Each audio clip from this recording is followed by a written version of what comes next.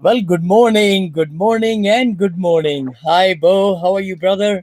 How you doing? Oops, I'm Oh, doing very well. good. This is the music in the background. This is Vinny Chopra on Vinny and Beau show. My co-host, Bo Eckstein, and Vinny Chopra right here live from Danville, Blackhawk area in the Bay Area. And we come live to you at 9:30 Pacific, 12:30 Eastern every Friday. So we are very excited to be with you. We don't have a guest today, right, Bo? We're going to really talk about some of the challenges we face in every day or every other day or whatever. Life is to have ups and downs, and as an entrepreneur, as the business owner, we got to be focused on the right things so that we can overcome those challenges. So we're going to talk a lot more about that today. Hopefully people joining us will also share some challenges they are going through and how they overcome them. I think the biggest thing is overcoming, right, Bo? That's right. Everything is you're able to overcome anything. You got to be able to persevere. Essentially, that's the key. Is that if you're in real estate or anything in business, right, and you have your own business of any sort or any real estate, you know that things don't always go as planned, and really, it's just working through. You got to Yeah. constantly work through, and you can't forget about it. You can't procrastinate. I see a lot of people, something happens and then they just kind of put it on the back burner. I'll worry about it later, and it just keeps Mhm. on brewing and getting bigger, bigger, bigger, and then you just attack the issue and you resolve it, and then you have no stress anymore. So it's really about attacking. What do they say? Eat the frog in the morning, right? Like that's what you got to do. You got to eat the frog, the thing that's been sitting on this side, Mr. Mediocrity, or the challenges or the problems. That's so true, Bo. I know in your business, in giving loans to so many different, multifamily and other hotels and all the great things you are doing. I mean, there are challenges, in getting the information or, working with the different banks and all that. In my life, as a syndicator, as a person who is dealing with purchasing properties, commercial properties, and dealing with brokers, attorneys, I mean, you name it. I mean, so many facets, employees, team members, and looking at insurance people. I mean, all that stuff. So there are so many challenges in life. I hope those who are joining us today, please go ahead and let us know your name and where are you from, so that we could possibly bring you on and ask some questions, and maybe what are some things that you're going through. uh, but where do you want to start? Well, I think I want to start with the fact that it's already October 15th, Yeah. and that leaves us a month and a half, right? Yeah, November, and then, well, actually, we're 2 months away from the new year, essentially, right? And so a little bit more than 2 months, and we're starting a new year. We're ending 2021. This year seemed to fly by, like every year it does. Um, so I guess one thing is how do we make 2022 better than 2021? What learning lessons did we learn in 2021? Hmm. Um, you know, COVID's still around, and it still seems like it's not going to go away anytime soon. The new world everything is different now. I think more people are getting uh, comfortable about going out and doing things, and just being a little bit more cautious about that. But you do hear those stories of people that uh, got COVID and how severe it was, right? Because a lot of people don't realize that they could get sick, and it's for some people they get better right away, but there's a lot of people that you know it's brutal, and obviously there's a lot of people dying. And Yeah. I think sometimes we forget that because we're locked ourselves in our houses, but we've had a lot of things going on, not only with politicians, political canvas, but with COVID, with the way people want to live their life. I think there's a big movement now that COVID, through fire on it, where you're getting a lot of people that are resigning. It's the year they call it the Great Resignation now, Hmm. And a lot of people are saying, screw the 9 to 5. I'm Yeah. going to figure it out. So I think COVID has accelerated that. And so I know I enjoy working out of the house, and I know I like my lifestyle, and I'm seeing a lot of people being really creative in creating different businesses, different side hustles. Obviously, owning real estate is a good thing because people need a roof over their head. And so, I think that's the big changes going on, is that people are relocating, people are quitting their jobs, and I don't know. The landscape is constantly changing, and so what's 2022 going to be for me? And so I know, if you're not planning right now, you need to be planning, because it's before you know it, they're there. We should probably have started planning, halfway through this year. But anyways, what am I going to do differently in 2022 to move the needle? I think before I got on the call today, I was interviewing a telemarketer from Mexico, or a couple telemarketers, potential candidates. So I'm always trying to improve and figure out, where can I replicate or increase sales, increase processes. And so I think I'm going to continue doing what I'm doing, but I think I got to fine tune the business plan. You're a big advocate of planning.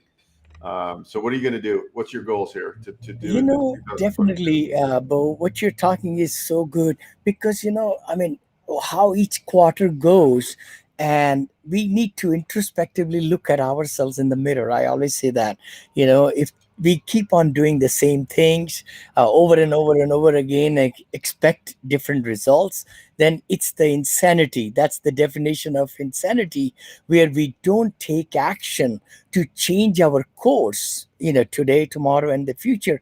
I always say that and propagate that we can't change yesterday. We cannot do even 30 seconds back what happened in our life. So why to leave and get stressed out and everything that didn't happen in our life, but we can change the course of our future. So you're right, I think this is the time. 3 quarters have passed, and COVID with the boosters and everything, 2 shots. I mean, economy is moving. Look at stock market, look at other places. I mean, look at Biden's government. I mean, they're just pumping so much money and the bills are getting passed and all that stuff. So we need to look at the silver lining, and then we come back to, well, what's our core business? What's the problem we are solving? What's the company about? That's the key thing, right? We want to see how many customers can we support, how many customers can we get. You just said about telemarketing, which is so true. A business is stagnant, or it's dying, or it's growing, right? I mean, we want business to grow. Everybody wants the revenues to increase.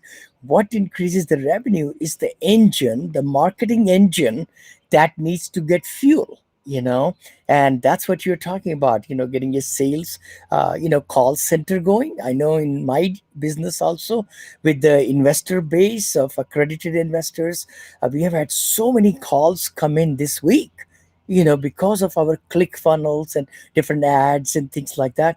The other part is, of course, the academy students are really looking at coming into the funnel to find out about those.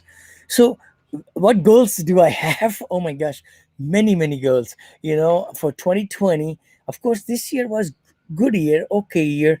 We just started the construction of assisted living projects, and we are going to complete maybe four next year. Four projects we're going to complete next year, and we'll be doing grand openings, probably by December of 2022. And each of the assisted living will bring close to $4 million revenue. $4 million, which is, as compared to my $52 million deal that we bought in Orlando, it brings only 3.85 million, I think, in a year revenue. Of course, expenses go out and all that. So I'm more focused on, my books. Also, two books. I'm revising my positivity book right now and making it bigger and nicer. And my third book, senior living investing, is coming. Have a lot of great plans to educate more, John, Bo, as you asked me. The biggest thing is, we want to be uh, doing some things in the assisted senior living and memory care arena. Yeah. That's great. So what I heard you say is that the assisted living, I mean, you can be all in for X, and your returns are far superior because you're getting so much more per unit essentially, or Correct. per bed, right? So Yes, yes. there is more uh, work on the upfront to get them Yes. built. There's more work on getting them occupied. Mhm. But once they're running, I mean, you already have the team there, so you're not really in the day to day operation. So it's once you get it stabilized, it's pretty much as passive as a multifamily for you. It is actually, you're so right about it. Even though now the new multifamilies we are buying, we will not be managing ourselves. You have to make a decision. I mean, I believe in changing course of actions. I believe in doing the right things.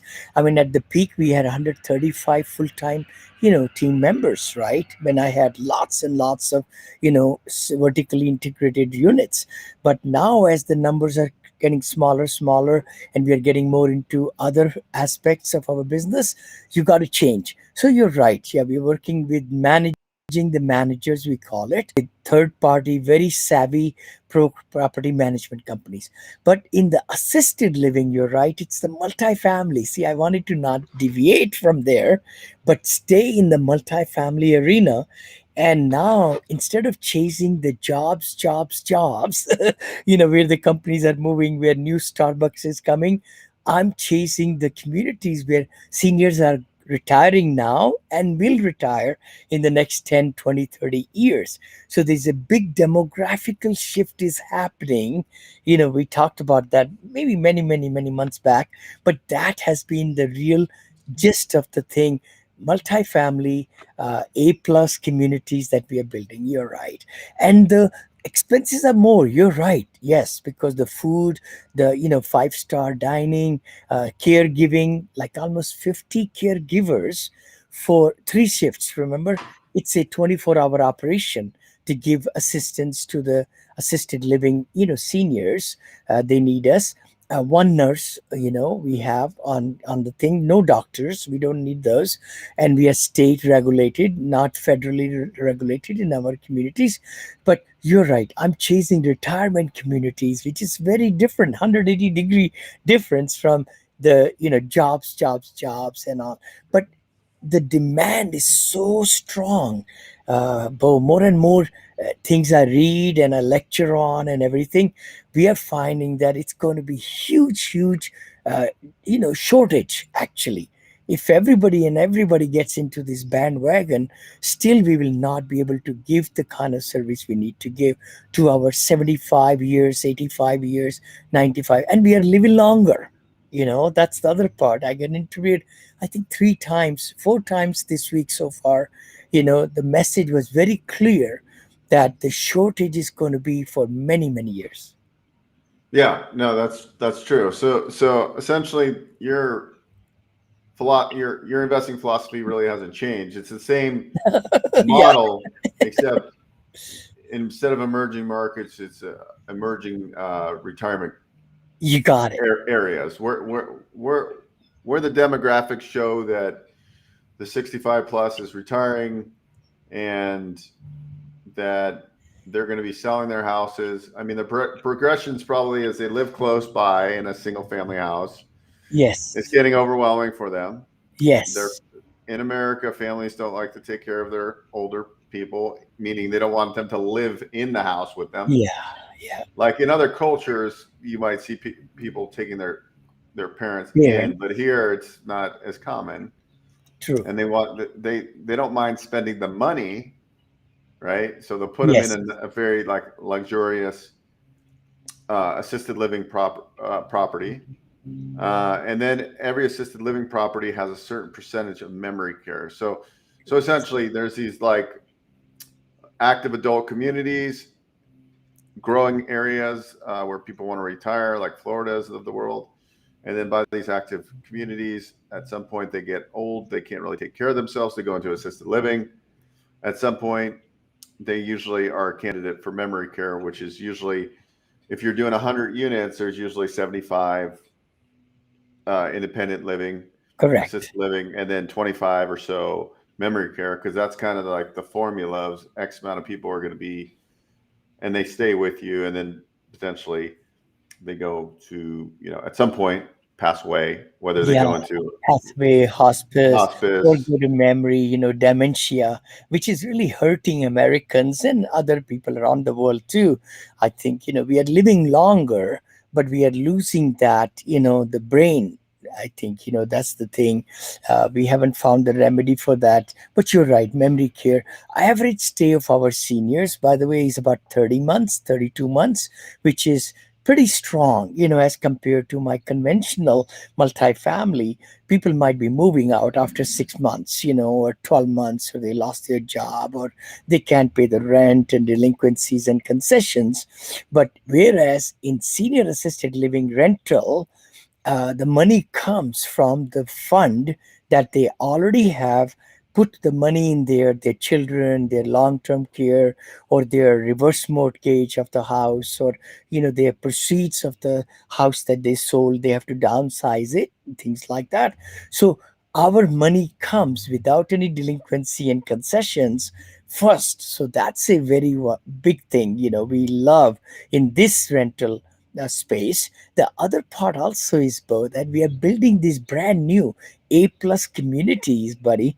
With brand new appliances, brand new, equipments, brand new everything, high ceilings, with spas and with salons and movie theaters and libraries and billiard rooms and grand pianos and chandeliers and private dining rooms and all the amenities, right? So that is helping with deferred maintenance being zero, almost zero, because it's A plus plus community which we just built. We know what we put in it. So that reduces the expenses, in the P&L.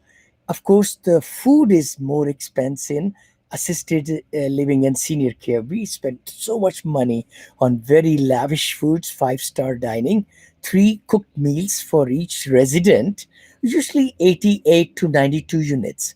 We have found that niche, that we don't want to go to 200, 400, go like elevators going up and down. We just don't believe in that. So my partner and I, we have really thought about, okay, we're going to do it with courtyards, like 3 to 6 courtyards in each community, spread over 7 acres of land in a beautiful area. You mentioned about demographical shift, so we are finding, of course, seniors want to retire in warmer climates. It's better for their health and everything. And many seniors, are moving to Florida, to Virginia's, to Texas is hot, quite a bit. Of course, Arizona's, Missouri's, more of the lower states than the much higher, like in Chicago's and Pennsylvania's and things like that. Yeah, no, that's very true. Yeah, it's interesting to see everything going on at once. So we have the baby boomers Yeah, retiring, making shifts, and which will create opportunities for millennials to buy their houses and rehab them. Yeah, because usually the people have been living in the house for 30 years and it's outdated, and so, and then yeah, they progress, and now the senior shift is to warmer climates because of health issues, mostly, like because nobody wants to live in freezing cold weather because it's bad on your arthritis, it's harder to get up. So yeah, I get it. So what do you, I guess, what's the plan from here to the end of the year, so you start 2022 with a bang? What? You know, good point. In my business, Bo, investors are gold, right? So we are really working very hard. We have over 400 investors now. Of course, our goal is to get to 500, 600, so that we could be raising more money. The fund, LLC fund, which is 506C fund, which I can talk about it on the show.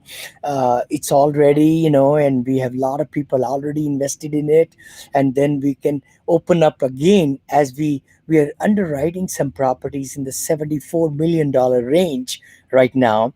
And if one catches our attention, a good one, off market deal in the Tennessees or in the North Carolina, South Carolina, or Florida and Texas. Those are the four states, we are working right now, and try to get, some good deals under our belt. So that will be a big thing, right? The second thing is also we got about 16 different projects on our table for senior assisted living, new construction. 16 locations we have already identified, and we are doing a lot of work for that. I think I mentioned it before, the financing of the construction loan has been a little bit challenging due to the COVID and so forth, but those challenges will go away as we get nearer and nearer. So that's where we are shooting our, all the energy is going there. And then also, again, my energy is going into revising the book. Positivity brings profitability. Doing more podcasts, by the way. I'm interviewing more guests, and also I've been interviewed by other guests and all that. So it's per se the same.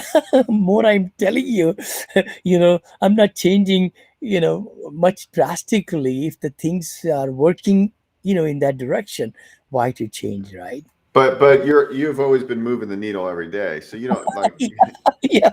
So that, I mean, that's the big takeaway, is that if you're constantly in motion, yes, you can tweak and refine. What about? I know you were in Mexico. Do you have any vacations planned? Before COVID, you were Yeah, going on a lot of vacations. vacations. We are going again, as a matter of fact, with the family reunion. We do it from my wife's side, and we are be heading out to Cancun again. We have a wedding to attend in Atlanta. We'll be going there. And then in January, we are planning another trip, And then hopefully next year we could go abroad. We are planning 2, 3 trips then. Yeah, yeah. Oh, very good, very good. Yeah, I think I'm going to go to Mexico for Christmas, and Oh, good, that's good. I know all. your wife is from there, so that'll be lovely to meet her family and everything. And Yeah. that's great. That's awesome, buddy. So tell me more about what's your game plan? And I know we talked about, network is your net worth, right? And a lot of us many times don't really dig into how many contacts they have and how can they bring value to the people they know, right? You want to expand on that or something? Sure, sure. Yeah. Yeah. So, I was talking to a lady I do business with, and I just started looking at my phone, and Yeah. and I'm like, oh, we could call this guy, we could call this guy, we could call this girl. And the point was is that just think about how many connections you have, like just Yeah. on Facebook and on LinkedIn and in your iPhone. Yeah. And I think I haven't done a great job of staying. I do my social media, we do the podcast, but actually Mhm. directly reaching out to people in your network is going to pay such dividends in this phone. So I began to put everybody into my CRM and tag them. So I have different groups. If I'm in a mastermind group, for example, like Go Abundance, put them all in a group, and so I could. These are people that I can interact and be doing business with. That they have deal flow. Sometimes they need Mhm. loans. They need my other business services. So it's like the writing's on the wall. I mean, with technology today, I have an app, for example, Vinny, and I can go onto anybody's LinkedIn profile and I can get all their contact information right off the bat. Oh, wow. Yeah, Wow. yeah. Really?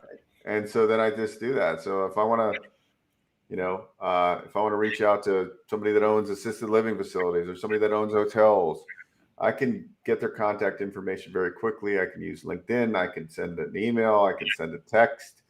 I have a CRM where I can send texts and I can make calls right to the CRM now. So I'm getting really, building lists of new Mhm. potential customers, but also honing in on the existing relationships I have. Because if I go, hey Vinny, introduce me to this person, and it's a Uh-huh. contact of yours, and then I instead of you saying, oh, here's his contact information, I go, no, Vinny, can you make me a three-way introduction? And Yeah. then you send a text. It's so much more powerful. So leveraging the connections you already have Yeah. to get into their connections too, to get into their network. And if Vinny copies me on a text to another big multifamily syndicator that needed money. It's more credible than me saying, "Oh, Yeah. Vinny gave me your contact information." Now it's Vinny's making the introduction, way more powerful. So learning techniques like that, I think, are game changers, and then just being super consistent with your message. Yeah. Like how we're consistent. Like not every Friday are we in the mood to wake up and do a show like Yeah. today. Like we Yeah. usually are, but some days we're tired or whatever. But just the power of consistency in Is everything you do. It's so big, so big. Talking about consistency, again, I wanted to mention next Friday I'll be traveling to Orlando, and so we will not have the show unless, Bo, you want to do it yourself. I'll be in the plane, but also I'm looking forward to meeting a lot of our followers and other people in Orlando at the Gaylord Palms.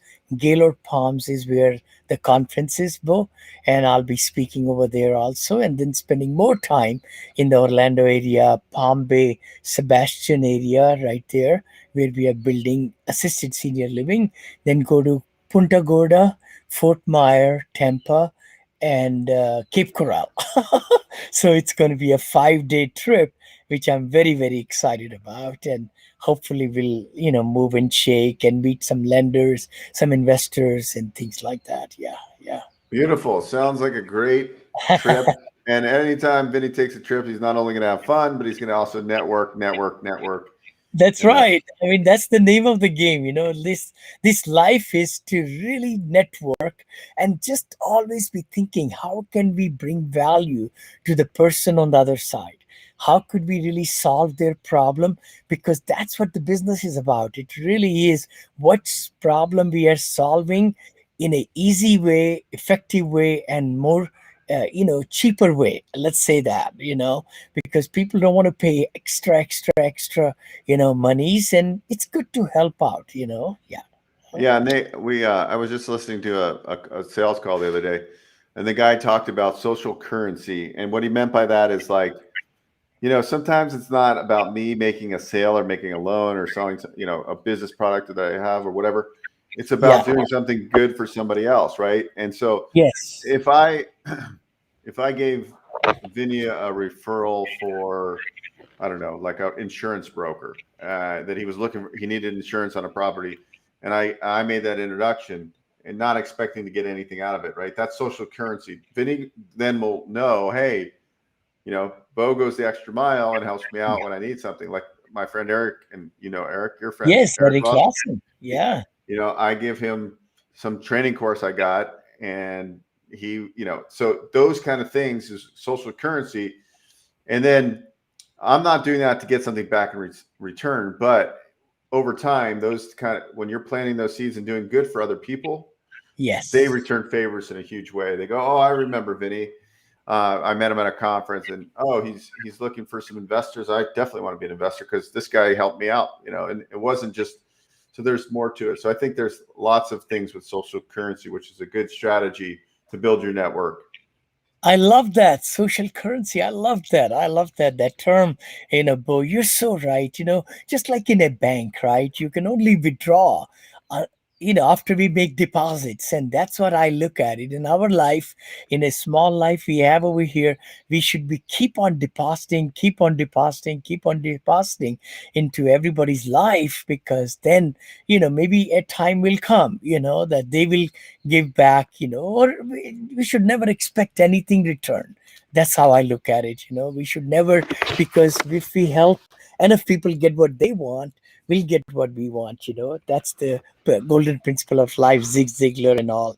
Maybe we could wrap it up right here, Bo. I know we were thinking about challenges, but I don't know. I mean, it's hard to really, come out with a lot of challenges on a show like this unless people are, interacting and so on. But I hope it was a good show, guys. If you like and see the content that Bo and I bring, Vinny and Bo show every Friday, and this becomes a podcast also for us. Please reach out to us if you'd like to get great loans from my brother Bo right there, and then if you'd like to invest in and partner and learn from Vinny Chopra in syndication world, in multifamily, hospitality, all those things, please reach out to me, and let's have a great day and great morning and afternoon in the East Coast, and we'll see you Not next week, but the week after. See you again. Bye bye.